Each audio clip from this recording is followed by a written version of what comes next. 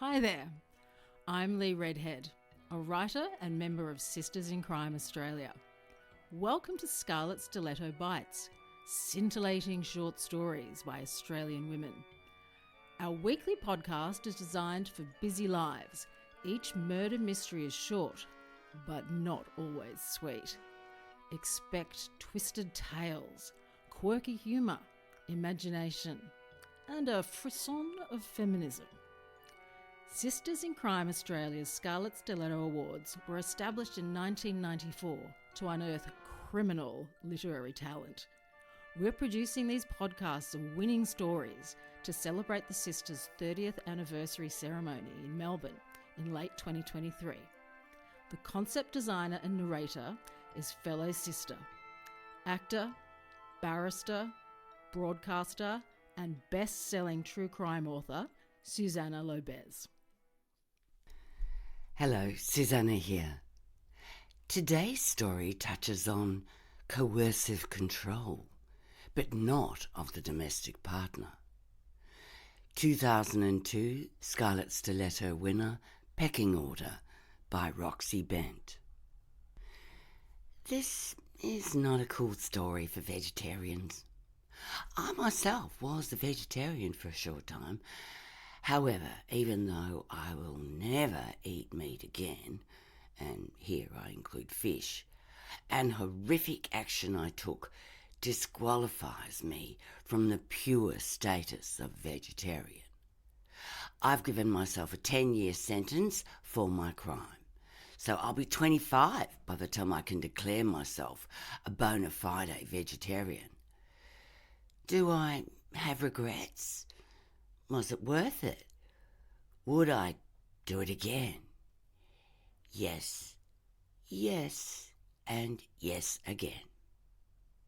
I read that after a traumatic event, it's advisable to tell the story to sympathetic ears at least 8 times. As this is not a story I can tell to my friends, not least because of my recently acquired stutter, I am hoping that the act of writing it down will do the same job.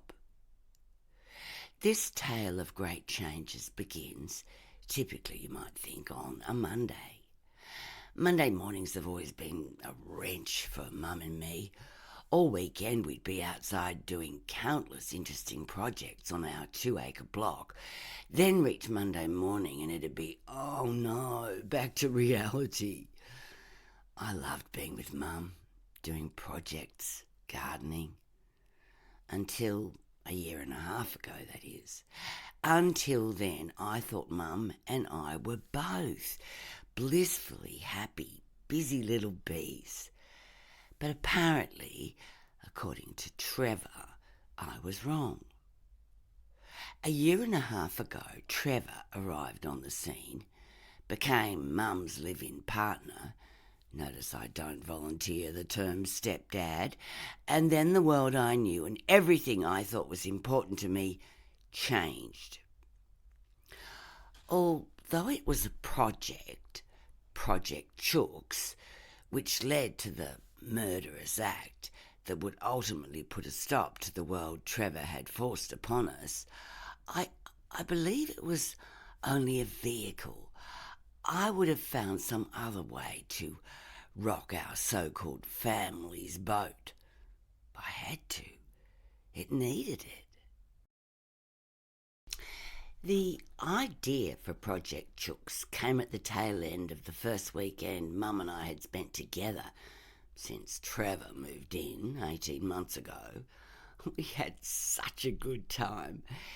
We'd made this awesome sandpit for my half-sister Caitlin, who's very cute, only 16 months old and staggering around on her 2 pins.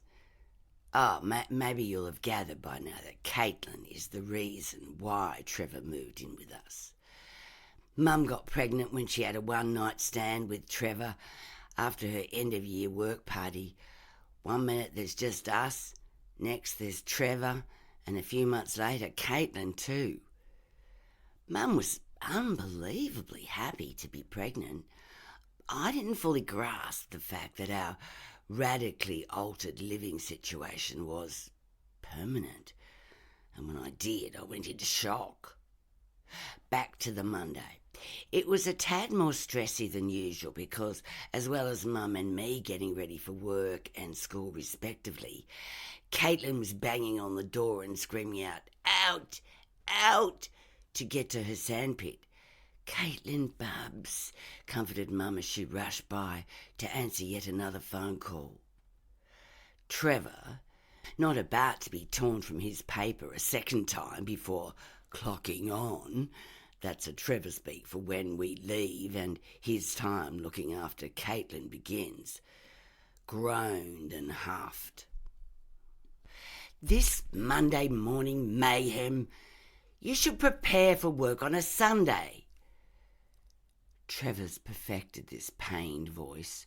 It's like it's a personal insult to him that Mum's rushing around getting ready to go out and earn the money to keep him in the style to which, since he moved in with us, he's become accustomed.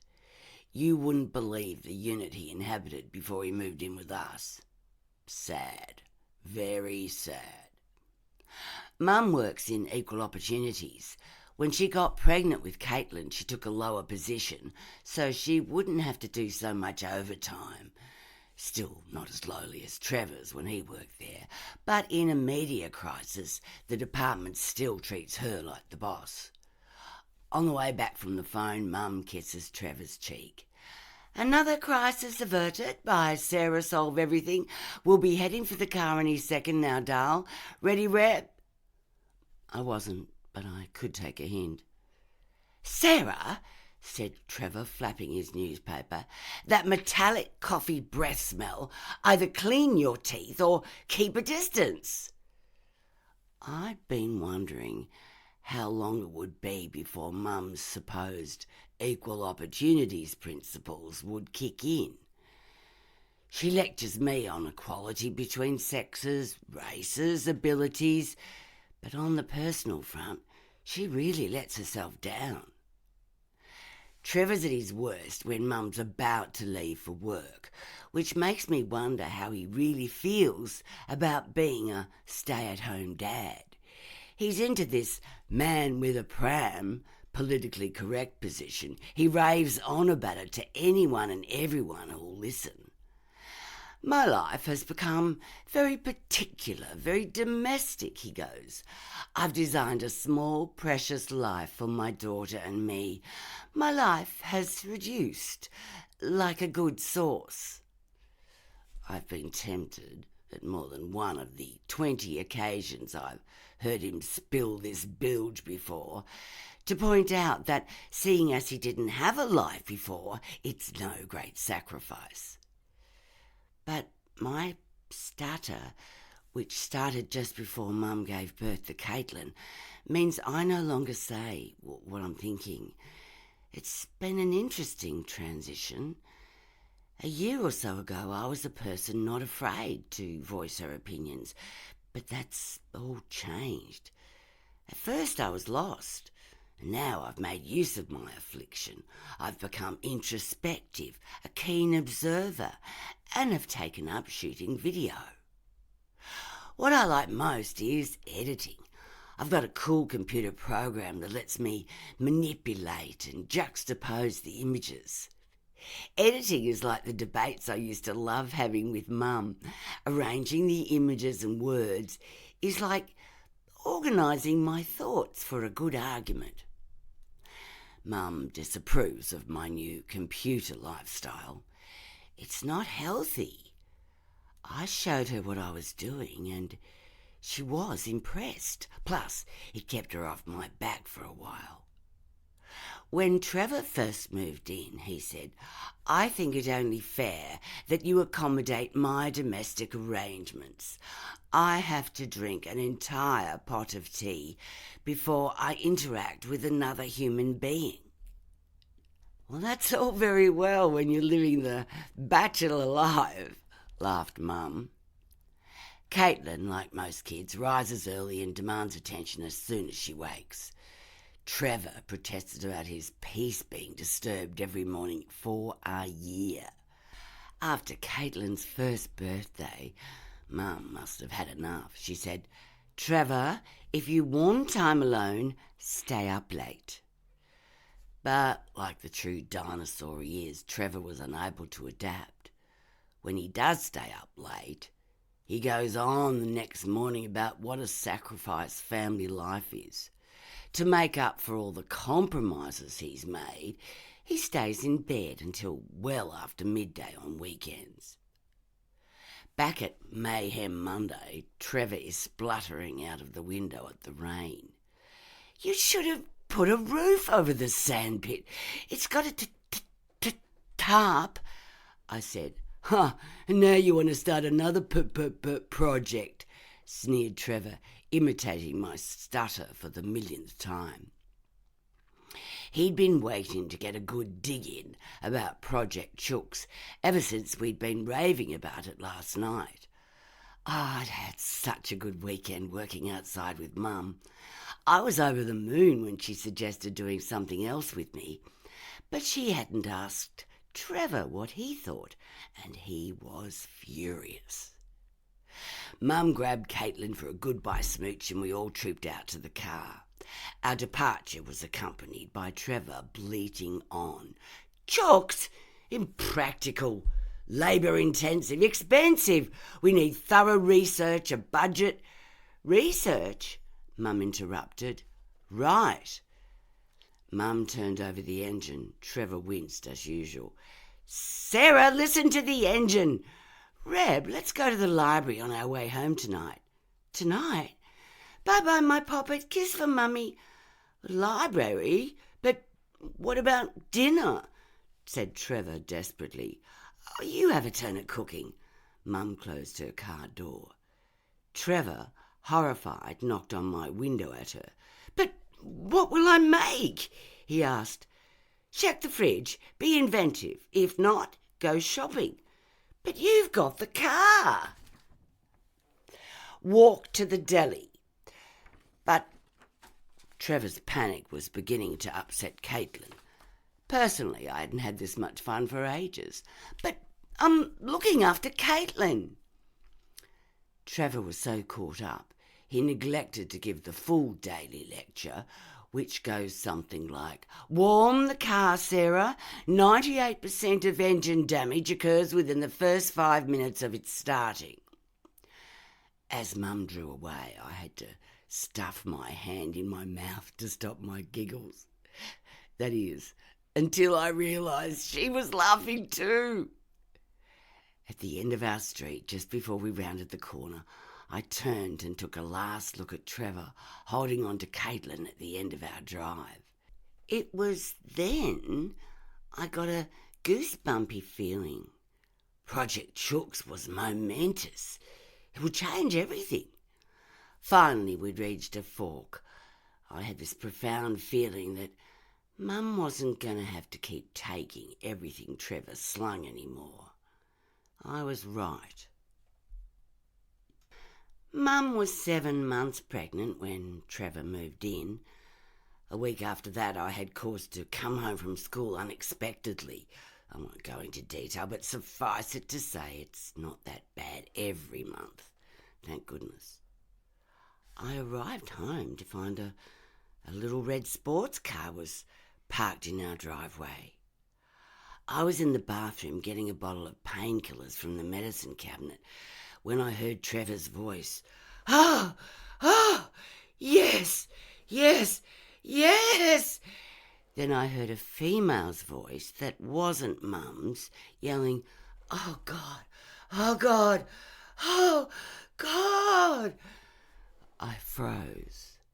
Seconds later, Trevor, naked, flung open the bathroom door and headed for the toilet. "What the... Rebecca! Hi!" I was like a kangaroo trapped in headlights. "Trev! I have to go, Trev!" sang out the woman. I ran to my bedroom and slammed the door. I peeped out and saw an older woman of about 30 pulling on red shoes. Then Trevor was at my door. I tried to close it, but he had his foot wedged in. "You breathe a word," he hissed, "and I'll make your life a living, breathing hell." Got it?" The woman came up behind him. "Trevi, kissy, see you soon, big boy." "You betcha." I watched through a crack in the door as they pashed and groped. I kept the knowledge to myself for a week, but one night I couldn't bear Trevor going on at Mum. "Jesus, Sarah, who are you eating for? A couple of elephants?" Mum put her fork down and her eyes filled with tears. "It's a salad," I said. Then I couldn't help myself. Mum, I came home from school last Wednesday." Trevor kicked me hard under the table, but I didn't care. "Wednesday?" Trevor said. "I was out Wednesday. I found Trevor and what's her name." "Who?" asked Trevor, as if I was mad. "They were in your bedroom, Mum." "Oh, for Christ's sake, Rebecca." "Sarah, it's true, Mum." "Who was where?" asked Mum. "You're surely not going to believe it."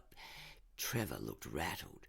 "She drives a red car, wears red shoes," I continued. "In your fantasies, and they were on your bed." "I'm out of here." Trevor got up. "You want to bring up another kid on your own, Sarah? Be depressed for years? You believe this lying little..." "Depressed?" I looked at Mum. "You want this child to have a daddy?" Trevor continued. "This situation is really hard for you, Reb, but..." said Mum. I couldn't believe it. Mum thought I was making it up. "I've never lied to you, Mum." I started for Trevor. "You asshole." "Asshole? Sarah, I don't have to stay." "Rebecca, take back the asshole." "I wish I could. To the hovel he came from." "You know what I mean. Apologise." "Never." "Go to your room, Rebecca, now." That night I woke up to find Trevor's hand over my mouth. "I warned you." I tried to bite him. He put his other hand under the covers. "You keep your mouth shut. Say, yes, Trevor. Rebecca, say it." He was hurting me so much I had no choice. Next morning I was fitting a huge bolt to my bedroom door when the phone rang. Trevor answered it and brought it to me. It was my friend Jasmine, and she was ropeable. Apparently, Trevor had just answered the phone by saying, "Jasmine? Oh, you're the one Rebecca refers to as Fatty." Mum wanted to know what I was doing with the lock. "A young woman needs her privacy," said Trevor, quick as do we. "Come here, sexy." Eyeing me, he gave Mum a huge pash. About a month later, a week before Mum gave birth, she was ready to leave for her final checkup. Trevor was still in his pyjamas. "What do you mean you're not coming?" Mum was saying. "Exactly that, you overbearing bovine." Trevor poured himself another cup of tea. "Don't call me that," Mum said. "You remind me of my mother." I'll come with you, Mum." We had to sit in the driveway for ages. Mum was crying so much. Just as I suspected, the little red car was there when I came home at lunchtime. The sound effects were the same too. That night I told Mum. Trevor did the same act, total disbelief, as before, only more so. "She's jealous, Sarah. I'm about to be a father. I've got my woman. What more could I want?" He put his arm round Mum. She couldn't see, but he grinned at me like the fool liar he is. Then he got serious. "Make a choice, Sarah," he said. "It's me and the baby, or Rebecca."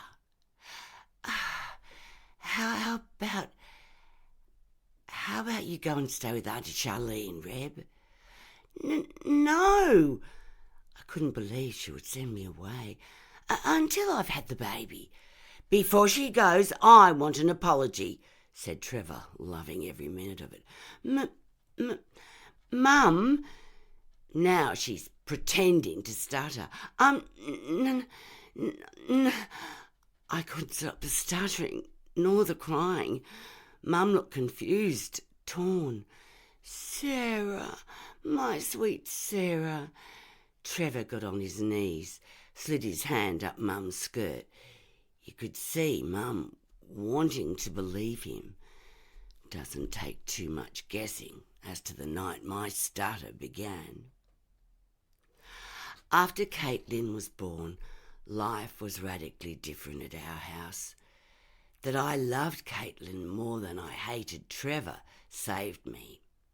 Mum stayed at home for the first 3 months after Caitlin was born, so Trevor wouldn't have seen anything of Maria and the little red car. But it started up again as soon as Mum went back to work. I kept quiet out of fear, I'm ashamed to say.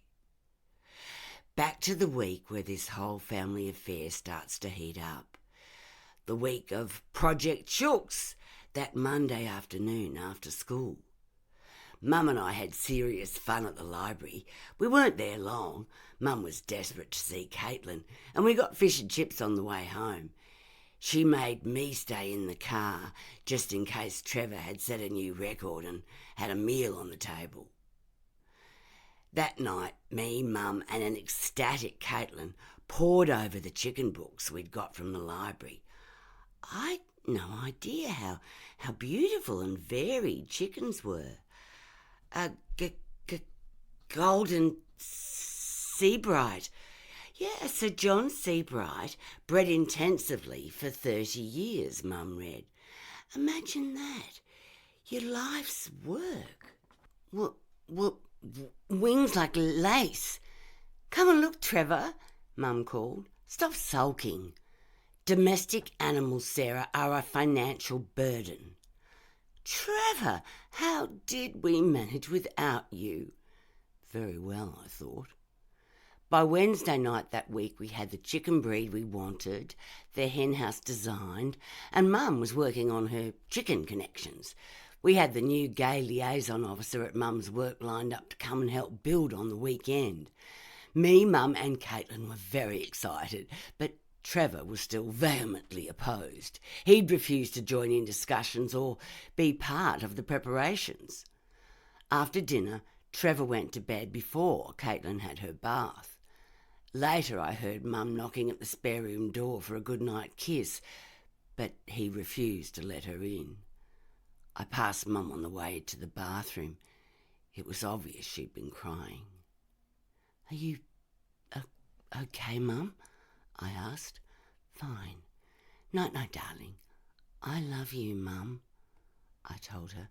I know she loves me, despite what Trevor says. We were late home on the Thursday night of the week of Project Chooks. Mum had had a rough day. If Trevor had taken the time, he would have noticed her shoulders were up by her ears. But he was ready with one of his lists and started reading it before she even put down her briefcase. He'd done this before in the face of a project, and Mum had always listened to him. 1, he read, you want 3 birds, that's $75. It's at least $300 for a basic chook shed setup, $5 per month per bird for wheat, that's $180 per annum, that's $555. We spend $5 per week on eggs, that's $260 per annum. Stop right there, said Mum. This took me all day, Sarah, he protested. At least have the decency to listen. I don't give a shit about your list, Trevor. We're building a hen house this weekend. You don't have the skills, Trevor scoffed. Rebecca's not staring at a computer screen. We're having chooks. End of story. Mum called Gordon, the chicken contact, as soon as she took off her coat and set up a time to go and pick up 3 Rhode Island Reds. The breed is reputed to be one of the best layers and are fairly docile. Trevor didn't speak for the rest of that night. Before Trevor, I used to love Friday nights. Mum and I would get a takeaway and discuss our plans for the weekend. When I got home from school that week, it was just like old times. Mum and I pored over our list and agreed to get an early night in anticipation of the work ahead. Building the chook shed goes down as my most divine learning curve. Alan from Mum's work was unbelievably good looking, plus he had great tools. Mum hung out with Caitlin nearby, encouraging us. Trevor emerged midway through Saturday afternoon. You could see he was amazed by how much we'd done. But all he said was to Mum about Alan, "He's not gay. They can't build things like that." "He's far too good looking to be straight," Mum fired back. Next day, just before noon, we put the finishing touches to the chook palace, as Mum called it. We put shell grit in bowls, newspaper and straw in the nesting boxes, sawdust on the floor, and water and wheat in special new containers. That evening, we settled our 3 fluffy red hens. They're so busy, much more fun than I thought they'd be. Caitlin learned the hard way how to give a chicken a cuddle, and when she refused to leave at dinner time, we ate in the chook pen. Trevor prowled outside, scowling. "They're just chickens. Why not just let us enjoy our simple pleasures, Trevor?" I'd never heard Mum be cold to him before. Trevor stalked into the house, then paced up and down looking out of the bedroom window with his arms crossed. The next Wednesday I came home from school early because of my intermittent monthly problem. All I wanted was to take a tablet and lie down in the dark, but the little red engine was there in the driveway and the grunting was in full swing. "Yes, yes, yes!" That was Trevor. "Oh God, oh God, oh God!" The female's voice, I assumed it was still Maria, reached an ear-splitting volume. Caitlin started to cry. I struggled out of bed and barreled into Trevor outside Caitlin's room just as Caitlin stopped crying. Trevor pushed me up against the wall. Luckily, Maria appeared, pulling on her skirt. "I came to see the little red rooster, not listen to some kid screaming." I dashed into my room, bolted the door and leant against it, panting. A few seconds later there was a tap. "Rebecca, you say anything and you're toast." I don't know how, but I went out like a light. I awoke to aromatic cooking smells and laughter. It was a few seconds before I registered the afternoon's events. In the family room, Mum was bouncing Caitlin on her knee. She looked radiant. Trevor was wearing an apron, cooking and sipping red wine. "What's the occasion, Trev?" Mum asked. Infidelity, I thought. "Reb, Trevor says you had to come home from school early." "Is that all he said?" I asked. "No, he apologised." "What for?" I looked at Trevor. "For being a total pain about our chooks."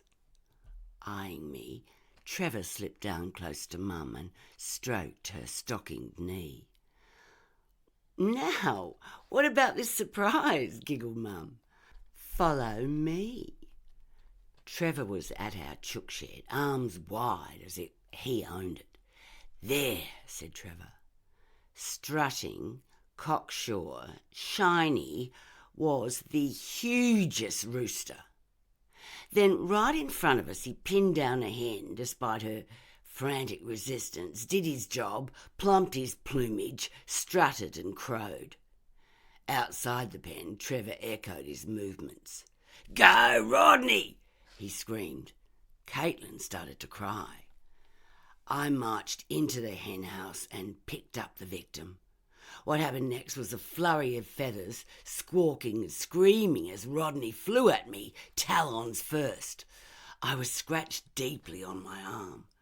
I dropped the hen and put my hands up to protect my face. Otherwise, I'm sure he would have got me in the eye. "Oh, Reb," Mum rushed to my side. "Are you hurt?"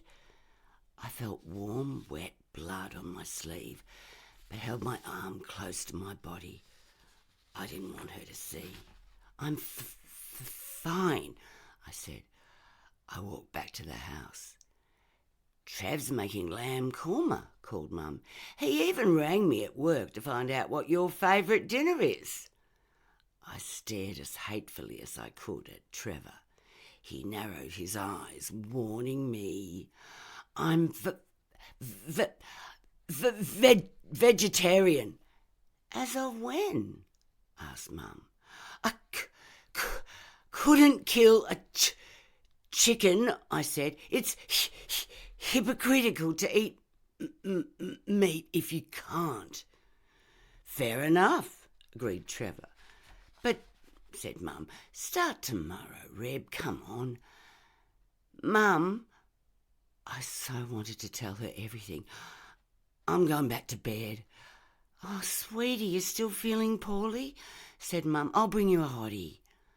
"I'll take it," said Trevor. "You relax." He patted Mum's bottom and did another mock cockerel strut. Of course, I locked my door and didn't answer. "Rebecca," he whispered, "zip your lip or else." That night there was a session of "Yes, yes, Jesus" from next door. Nothing to match the decibels of that afternoon. But when I heard Mum sobbing, it was clear they'd made up. I'd asked her about the sobbing. It was ecstasy, apparently. She even said she'd hoped I'd feel like that one day. After it had gone quiet, I still couldn't sleep. The gash on my arm throbbed like crazy. At about 2 a.m, I decided to get a painkiller. Halfway down the stairs, I was stopped by Trevor's voice. He was pacing, speaking into the phone. "Maria, she means nothing. Nothing. I'll see you tomorrow." I fled back to my room. I had to put a stop to this situation. Eventually, I came up with my plan.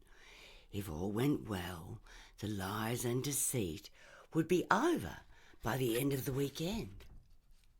Early next morning, Mum was in full corporate gear, feeding Caitlin with Trevor drinking tea and reading the paper. "Are you still going to Auntie I start. "Charlene's," says Trevor, exasperated. "On Saturday?" "Yes," says Mum. "Do you mind if I don't come? I have this idea to make you to a multimedia feast of the senses. I wanna do something for you and Trev. Show I accept Trev's part of our lives." "Rebecca, that is so sweet." Mum was amazed. Trevor was less convinced. "Seriously, Trevor, I want to show you I care." It seems unbelievable, but he bought it. He actually crowed, "Cock-a-doodle-doo." Mum laughed, overjoyed at what she thought was us getting on at last. I almost came unstuck that night. He was lying in wait for me on the landing and pushed me into my bedroom. My heart thumped right up to my throat. "Leave your room unlocked tonight, okay? You can show me how much you care." He was starting to do gross things with my neck, pushing me towards the bed. I had to think really quickly. I've got my monthly. Sorry, Trev. Rain check." He strutted, then, like Rodney, mouthing a silent cock-a-doodle-doo. I made out I was laughing. After he left, it took me ages to stop shaking. Next day, I dashed home from school, set everything up and hid, heart thumping, waiting for the little red car to arrive. It all went to plan. There was the usual chorus of, "Yes, oh God," and the headboard thumping. That night Mum knocked on my door to tell me not to stay up all night, but to get everything ready I'd need that time and more.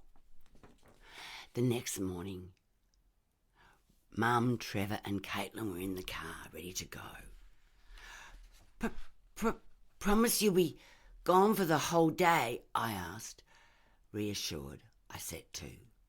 Later, I had only just finished setting up the TV screen in front of the table where we'd be eating when they arrived home. Mum, carrying the sleeping Caitlin, admired the white cloth, flowers and candles. "Darling, this is beautiful," said Mum. Cool," agreed Trevor. They got changed and I served the first course, chicken noodle soup.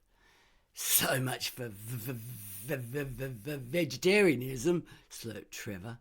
"Trev, he can tease," I smiled.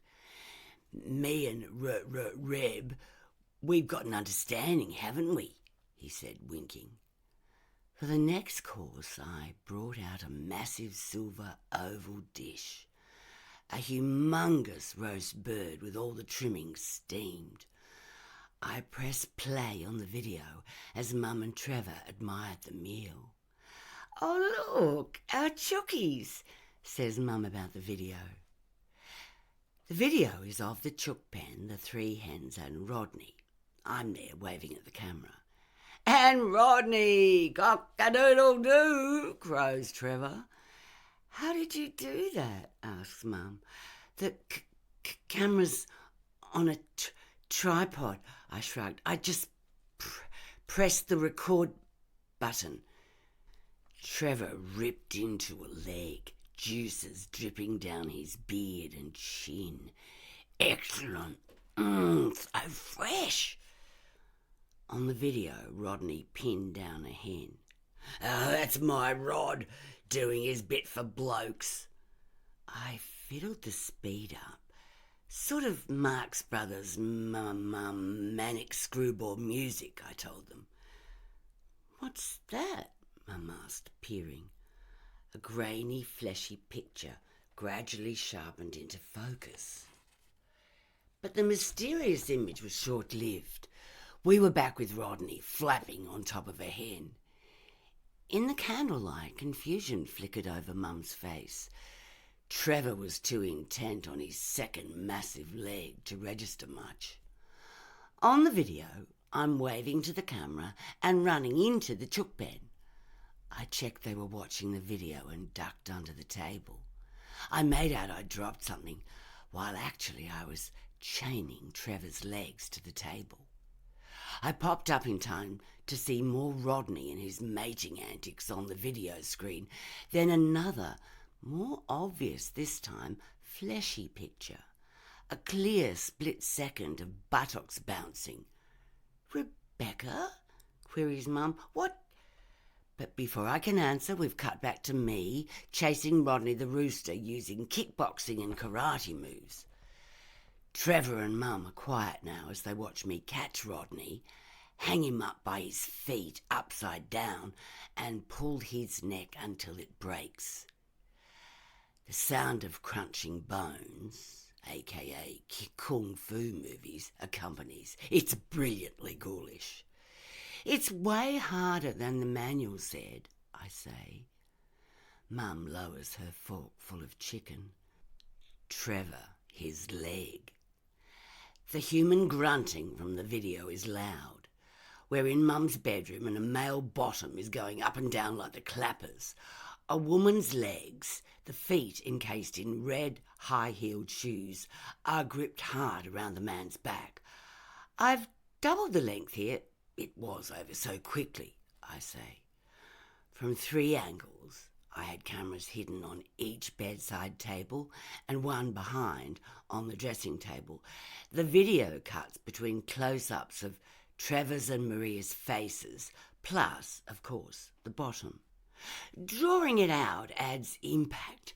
Rebecca! Mum is stricken. Turn the fucking thing off! Off! Trevor screamed. He got up, but then fell, tripped by his chains. You bitch!